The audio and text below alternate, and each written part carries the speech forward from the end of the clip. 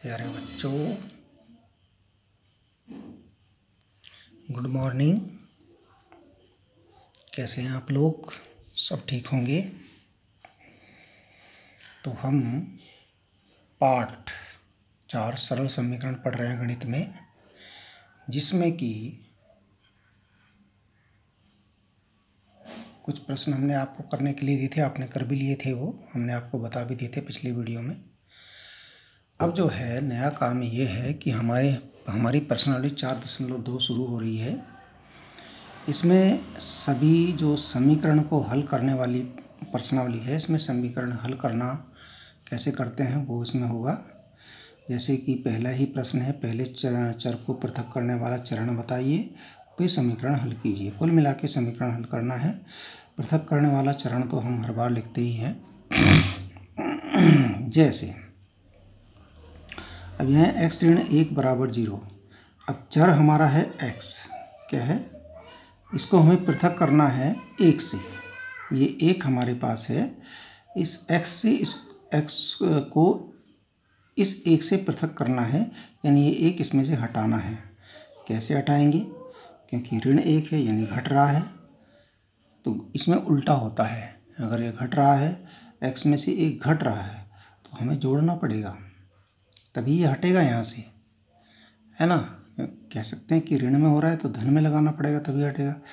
कुल मिला के ये 1 को हटाना है, तो कैसे हटाएंगे? यहाँ लिखेंगे, इसमें आपका लेफ्ट हैंड साइड क्या है, लेफ्ट हैंड साइड आपका x-1 है और राइट हैंड साइड क्या है, 0 है। तो हम क्या करेंगे, दोनों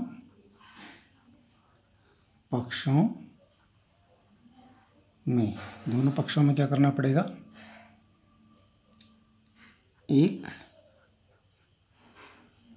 जोड़ने पर, दोनों पक्षों में 1 जोड़ने पर।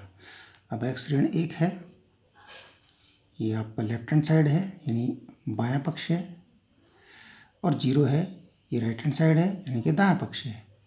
अब यहाँ पर हमने 1 जोड़ा तो यहाँ भी 1 जोड़ना पड़ेगा, क्योंकि हम अगर एक तरफ जोड़ेंगे तो तराजू जो है एक तरफ को झुक जाएगी, तराजू का बैलेंस एक तरफ चला जाएगा। ये तराजू के समान होती है समीकरण। अब देखिए, एक ऋण का है, ये धन का, एक कट गया, हमारे पास बचा x बराबर आया 1। ये आपका आ गया आंसर। और ये जो पृथक करने वाला चरण की बात कर रहे हैं वो है दोनों पक्षों में 1 जोड़ने पर, ये है, ये पृथक करने वाला चरण हो गया और x बराबर 1 समीकरण का हल हो गया। ठीक है। अब ऐसे अगला देखिए, यहाँ पे लेफ्ट हैंड साइड क्या है, x+1, और राइट हैंड साइड क्या है, यहाँ पर भी 0 है। यहाँ चर है आपका x के साथ प्लस में है 1। अब इसको हमने पृथक करना है ना। चर को पृथक करने के लिए हमें ये प्लस का 1 ही हटाना पड़ेगा। अब क्योंकि यहाँ 1 जुड़ रहा है तो हमें क्या करना पड़ेगा, दोनों पक्षों में से 1 घटाना पड़ेगा। दोनों पक्षों में से 1 घटाने पर, ध्यान रहे यहाँ उल्टा होता है, बस उल्टा काम करना पड़ता है तभी वो हटता है ना। ये समझ लीजिए कि आपने जैसे आप कपड़ों की तह लगा रहे हैं, ऊपर तक लगा रखी है आपने, आपको वापस उठाना है तो जो सबसे बाद में जिस कपड़े को आप ऊपर लगाएंगे उसी से शुरू करना पड़ता है। तो यहाँ जुड़ रहा है यहाँ पर, तो घटाना पड़ेगा, उल्टा करना पड़ता है। कुल मिला के यहाँ से हटाना है तो हटाने के लिए घटाना पड़ेगा। तो क्या करेंगे, दोनों पक्षों में 1 से 1 घटाने पर x+1 0 -1 किया, -1 किया, यहाँ 1 से 1 कट गया, x बचा। यहाँ क्या हुआ, 0 में से 1 घटता नहीं है, तो यहाँ -1 आएगा। ठीक है ना, ये हो गया आपका आंसर। इस प्रकार अगला देखिए, अगले में फिर वही बात आ गई, x ऋण 1 है, ऋण 1 को हमने पृथक करना है, इससे ऋण 1 को पृथक करना है एक्स से एक को पृथक करना है तो हम क्या करेंगे, दोनों पक्षों में क्या करना है, right hand left hand side क्या है हमारा x-1, राइट हैंड साइड क्या है हमारा बराबर 5। अब जो लेफ्ट हैंड साइड x-1 है इसमें हमें x हटाना है, यानी कि 1 हटाना है, x करना है, तो ऋण 1 है, घट रहा है तो जोड़ना पड़ेगा, दोनों पक्षों में 1 जोड़ने पर, दोनों पक्षों में जो होता है दोनों पक्षों में होता है। तो देखिए x ऋण 1 है, एक पक्ष आ गया left hand side, right hand side 5 है, यहाँ भी 1 जोड़ा, यहाँ भी 1 जोड़ा, ये 1 से 1 कट गया, यहाँ बचा x, यहाँ जुड़ गया 5 और 1 6, ये आपका आंसर आ गया x बराबर 6। ये इसका हल हो गया। ऐसे ही आगे देखिए, यहाँ x प्लस 6 बराबर है 2 है ना, यहाँ 6 जुड़ रहा है x में, इस 6 को हटाने के लिए हमें क्या करना पड़ेगा, लेफ्ट हैंड साइड बराबर x प्लस 6 है, राइट हैंड साइड आपकी 2 है, राइट हैंड साइड में 2 है, यानी कि दायां पक्ष में 2 है, बाएं पक्ष में x धन 6 है। तो हमें यहाँ पर ये 6 हटाने के लिए क्या करना पड़ेगा, ये 6 जुड़ रहा है तो हमें दोनों पक्षों में क्या करना पड़ेगा, दोनों पक्षों में से 6 घटाने पर या घटाना पड़ेगा। जैसे यहाँ x प्लस 6 है बराबर 2 है, ये समीकरण है, तो हम यहाँ 6 इधर भी घटाएंगे और इधर भी घटाएंगे, अब भी बराबर है, 6 से 6 कट गया, यहाँ बचा x, 2 से 6 घटता नहीं है कि 2 प्लस का है। अब ये पूर्णांक वाला ध्यान कीजिए, घटाने में क्या होता है, बड़े से छोटा घटेगा, सीधी बात है, बड़े से, अब 2 से 6 घटता नहीं, 6 से 2 घटेगा, बचेगा 4, तो जब 6 से 2 घट रहा है तो चिन्ह भी 6 का ही आएगा, x बराबर आया ऋण 4, बड़े का चिन्ह आता है ना, बड़े की बात मानी जाती है घर में। ये 6 में से 2 घट रहा है तो 6 में से घट रहा है ना, 6 बड़ा था तो इसीलिए तो 6 में से घटा, तो 4 आया तो ऋण 4। अब यहाँ देखिए फिर आगे वही बात आ गई, y ऋण 4 बराबर ऋण 7, इसमें आपका लेफ्ट हैंड साइड क्या है बराबर y ऋण 4, राइट हैंड साइड क्या है बराबर ऋण 7। अब यहाँ पर देखिए, यहाँ पर चर है y के साथ है ऋण 4, यानी 4 इसमें से घट रहा है, इस 4 को हटाने के लिए, क्योंकि घट रहा है हमें जोड़ना पड़ेगा, क्या करेंगे, दोनों पक्षों में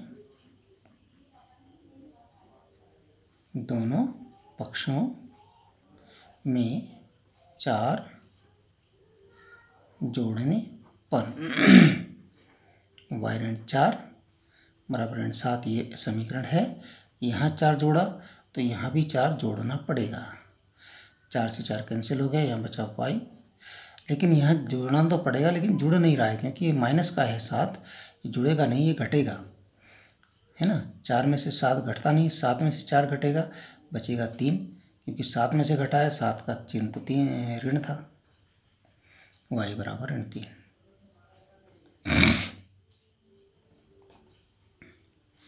अब ऐसे अगला देखिए, ये भी y ऋण 4 है, y ऋण 4 बराबर 4, लेफ्ट हैंड साइड इसका है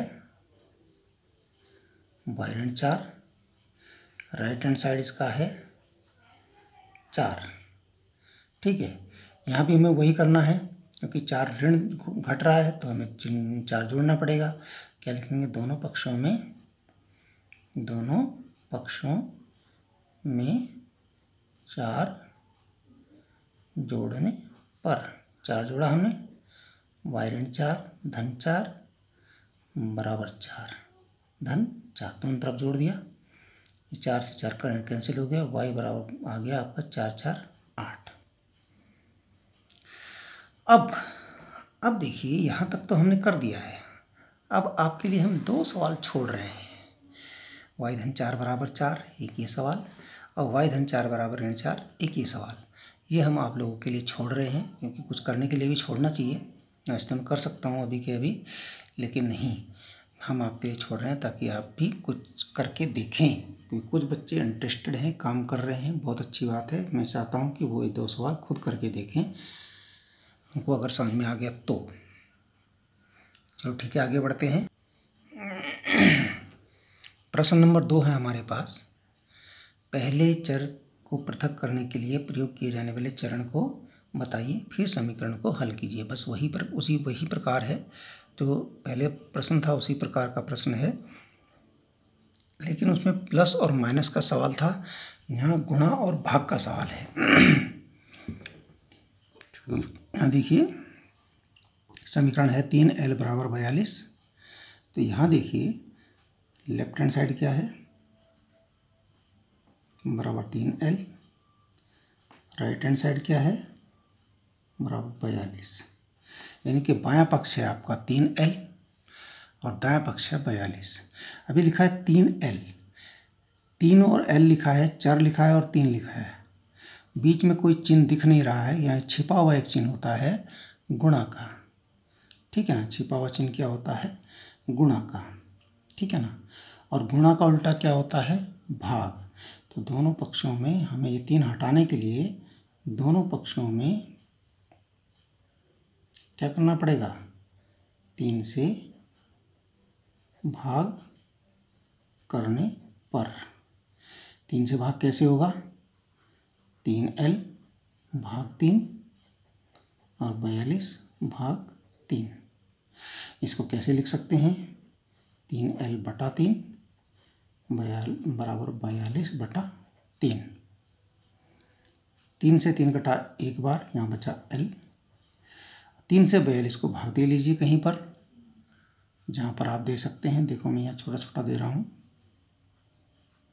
3 एकम 3, 4 में से 3 गया 1, ऊपर से उतारा 2, 3 चौक 12, पूरा कट गया, 14 आया।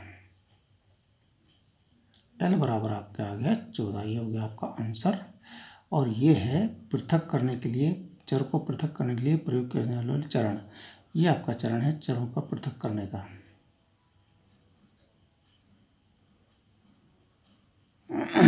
ठीक है, इसके बाद देखिए अगला जो आपका समीकरण है वो है b/2 बराबर 6। लेफ्ट हैंड साइड क्या है, b/2, राइट हैंड साइड क्या है, बराबर 6। अब जो लेफ्ट हैंड साइड है b/2, b इसमें चर है, बटा 2 है। बटा का मतलब होता है भाग, बटा का मतलब क्या होता है, भाग। भाग का उल्टा होता है गुणा। क्या लिखेंगे, दोनों पक्षों में गुणा करनी पड़ेगी। अब कितने की गुणा करनी पड़ेगी, हाँ b के साथ। b के बटे में कितना है, कितने का भाग है b में, b में कितने का भाग है, देखिए बटे 2 है ना, तो b में 2 का भाग है, 2 ही की गुणा करनी पड़ेगी। और जो करनी पड़ेगी वो दोनों पक्षों में करनी पड़ेगी। दोनों पक्षों में 2 से गुणा करने पर, जब 2 से गुणा करेंगे तो क्या हो जाएगा, b/2 है बराबर 6 है, 2 से गुणा करिए यहाँ, 2 से गुणा करिए यहाँ, 2 से 2 कट गया एक बार, यहाँ बचा हमारा b, और 6 दूना 12। ये हो गया आपका आंसर, b बराबर 12। चलो आगे बढ़ते हैं। बिल्कुल सेम सवाल है, p/7 बराबर 4। तो क्या करेंगे इसमें, p/7 है बराबर 4 भी लिखा है, तो बटे का मतलब होता है भाग, ये भी हमने बताया आपको। लेफ्ट हैंड साइड क्या है इसमें, p/7, और राइट हैंड साइड क्या है इसमें, 4। बायां पक्ष है p/7, दायां पक्ष है 4। अब यहाँ देखिए p/7 का मतलब, बटा का मतलब होता है भाग, यानी कि यहाँ पर p में, p जो चर है हमारा, उसमें कितने का भाग हो रहा है, 7 का भाग हो रहा है। तो हमें जितने का भाग हो रहा है उतने की ही गुणा करनी पड़ेगी। दोनों पक्षों में 7 से गुणा करने पर 7 से गुणा करेंगे p बटा 7 है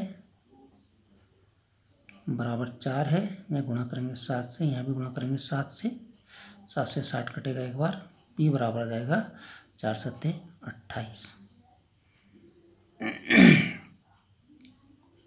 ठीक है, अब आगे देखिए।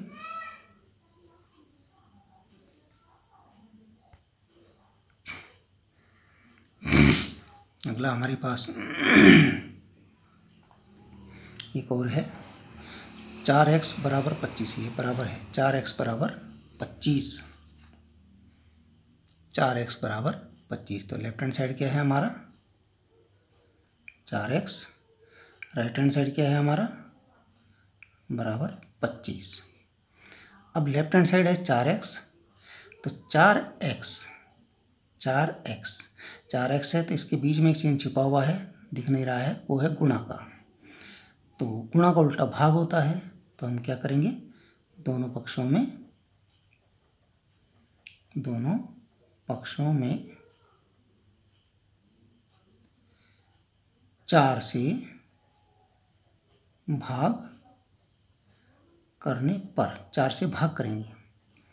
4x है भाग 4, 25 भाग 4 को हम लिखते हैं 4x बटे 4 और 25 बटे 4।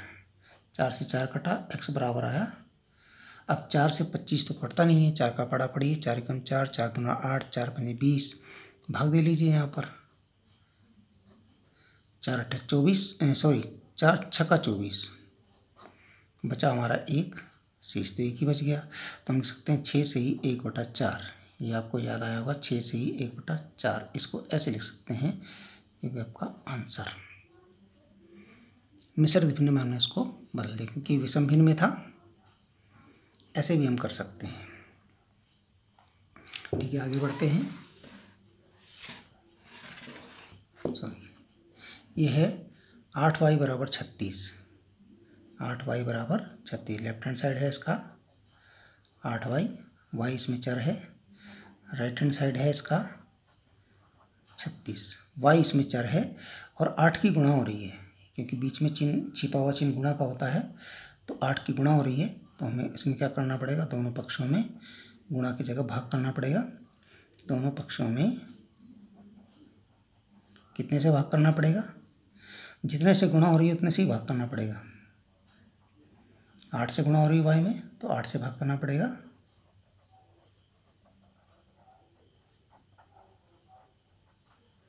8 से भाग करने पर ये आपका 8y है, भाग कर दीजिए 8 से। ये 36 है, भाग कर दीजिए 8 से। 8y बटे 8, 36 बटा 8, 8 से 8 कट गया, y बराबर काट लीजिए यहाँ पर 4 नमा 36, 4 दूना 8, ये हमारा आ गया 9 बटा 2। ये भी आपका आंसर आ गया 9 बटा 2। 4 से दोनों कट रहे थे, 4 नमा 36, 4 दूना 8। ठीक है।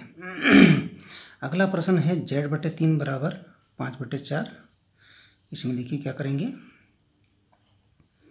बायां पक्ष यानी लेफ्ट हैंड साइड आपका z बटा 3, दायां पक्ष r राइट हैंड साइड आपका 5 बटा 4। अब z बटा 3 है, तो z बटा का मतलब होता है भाग, z में 3 का भाग हो रहा है, तो हमें उल्टा करना पड़ेगा, गुणा करनी पड़ेगी 3 की गुणा। दोनों पक्षों में 3 से गुणा करने पर, 3 से गुणा करेंगे तो z बटा 3 में 3 से गुणा हो जाएगी, और दोनों पक्षों में होनी तो 5 बटा 4 में भी 3 से गुणा हो जाएगी। 3 से 3 कटेगा एक बार, यहाँ है z, और 5 से 3 में गुणा, 5 से 15 बटे 4। चाहे इतने रहने दिए, चाहे सो मिश्रित भिन्न में बदल सकते हैं, जैसे हमने 25 बटा 4 को बदला था, ऐसे ही आप कर सकते हैं। देखो उसमें भी हमने 2 प्रश्न छोड़ दिए आपके लिए। नीचे आपके 2 प्रश्न है छूटे हुए, 1/5 बराबर 7/15 और 20t बराबर -10। ये 2 हमने छोड़ रखे हैं आपके लिए करने के लिए। इनको आप कीजिए। धन्यवाद।